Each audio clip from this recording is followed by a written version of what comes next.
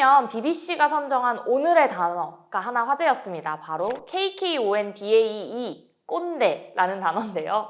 라떼, 꼰대 등 기성세대를 지칭하는 은어도 굉장히 많아졌어요. 라떼 이즈 홀스, 라떼는 말이야, 이런 단어들, 문장들 많이들 들어보셨을 것 같아요.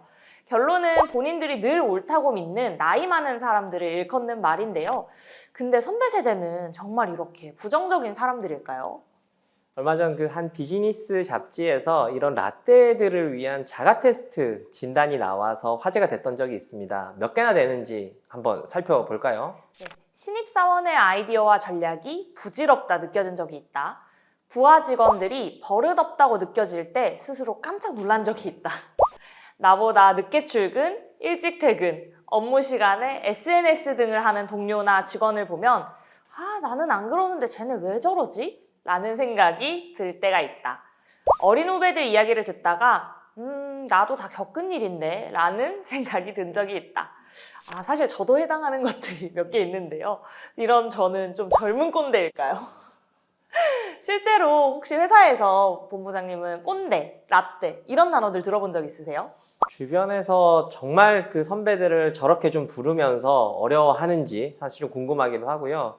또 요즘 MZ는 굉장히 좀 당돌하다던데 라고 하는 이야기들도 또 많이 듣기도 합니다. 네, 요즘 후배들을 지칭하는 말로 보통 MZ세대라고 묶어서 부르잖아요. 그럼 선배 세대는 좀 어떻게 규정하는지에 대해서 명확히 알고 넘어가면 더 좋을 것 같아요. 좋습니다. 오렌지족, X세대, Y세대 아마 이런 말 한 번쯤 들어보신 적 있으실 것 같은데요. Y세대는 밀레니얼, 즉 M세대를 일컫는 말입니다.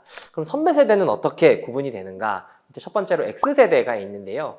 대체로 1970년대 태생을 뜻하는 어떤 세대명으로서 흔히 이 세대의 절대 다수가 대학교 90년대 학번이라서 97세대라고도 부르고요. 그리고 대부분이 40대이기 때문에 497세대 등으로도 불리기도 합니다.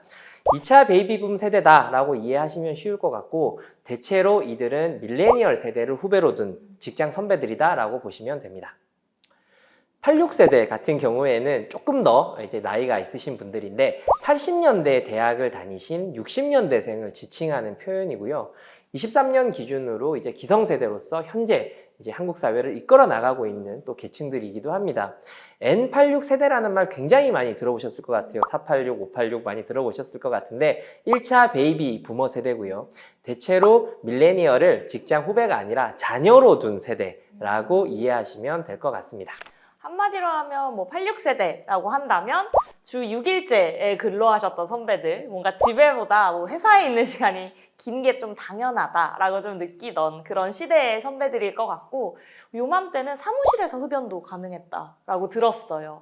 X세대는 후배 세대일 때부터 주 6일에서 주 5일제로 좀 넘어가고 삐삐를 쓰시다가 핸드폰으로 넘어오던 그런 세대인 것 같아요. 당시에는 기존 세대랑 좀 다르다라고 해서 이 선배들도 X세대라고 불렸다고 하더라고요. 그래서 요즘에는 이 선배 세대를 좀 낀 세대라고 부르기도 한대요. 그들도 후배일 땐 요즘 MZ처럼 좀 다르다라고 했었는데 이제는 또 구시대의 선배로 뭔가 취급받기도 해서요.